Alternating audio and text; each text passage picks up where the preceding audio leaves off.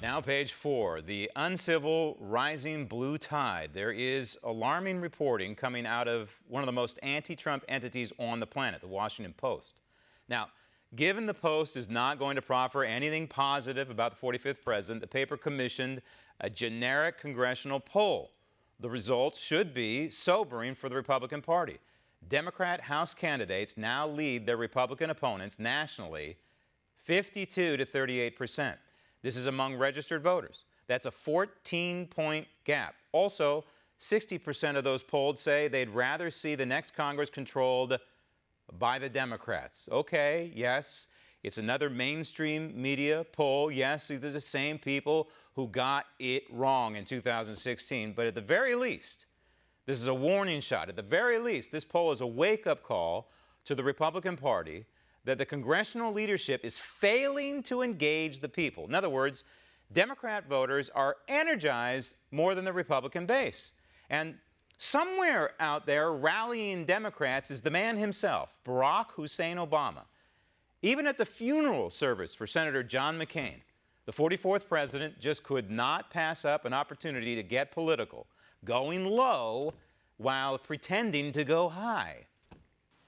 So much of our politics, our public life, our public discourse can seem small. Stop the tape. This guy, they talked about Slick Willie and Bill Clinton. This guy is oily Obama. He's so saturated with himself and his smugness. And look what he did to this republic. Look at the damage that he did as president of the United States with his policies of attacking the United States Constitution and attacking we the people on the First Amendment, the Second Amendment, the Fourth Amendment, the Fifth Amendment, the Ninth Amendment, the 10th Amendment, violating the separation of powers over and over and over again. And now we come to find out that he tried, or at least his people, his administration, tried to manipulate the outcome of the 2016 presidential election.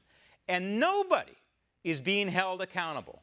I would like to know, what did Barack Obama know, and when did he know it about all this stuff, the unmasking, the violating of the Fourth Amendment rights of innocent Americans on the Trump campaign, the spying on the Trump campaign, all this nefarious activity that was going on in the Justice Department and the FBI. I'd like to know what he knew about it, and when did he know about it. And isn't it ironic that here he's speaking at the funeral services for John McCain, a guy he ran against in 2008. In a backdoor way, and I mean this respectfully, in a backdoor way, John McCain helped elect this guy. We all remember how disappointed we were when John McCain was being pinned down by some voters about whether Barack Obama and his intestinal fortitude was red, white, and blue American, and all these associations that Barack Obama had with domestic terrorists and other nefarious people